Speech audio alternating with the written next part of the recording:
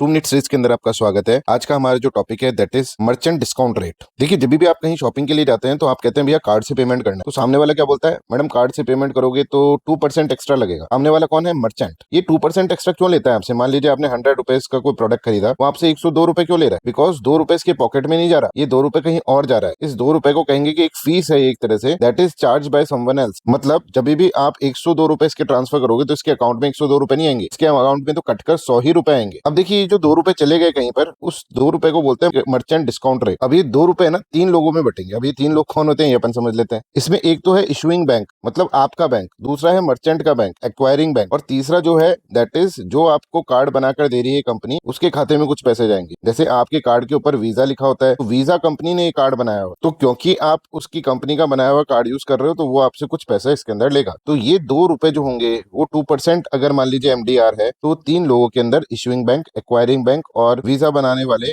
Payment networks के पास जाएगा। अब देखिए, इशुइंग बैंक, एक्वायरिंग बैंक और पेमेंट नेटवर्क। इशुइंग बैंक के पास जो फीस जाएगी that is known as interchange fees, acquiring bank के पास एक्वायरर्स फीस और पेमेंट नेटवर्क्स के पास नेटवर्क फीस। अब सवाल उठता है कौन कितना पैसा लेगा, 2 रुपीज के अंदर किसके पास कितना कितना पैसा जाएगा। तो ये है डिस्ट्रीब्यूशन एमडीआर। उस 2% में से 1.3% तो इशुइंग बैंक के पास जाएगा, 0.5% एक्वायरिंग बैंक और 0.2% पेमेंट नेटवर्क के पास। अब देखिए, इसी कॉन्सेप्ट के ऊपर यूपीएससी ने एक क्वेश्चन पूछ लिया था। ये क्वेश्चन है, आप इसको सॉल्व करके कमेंट सेक्शन के अंदर आंसर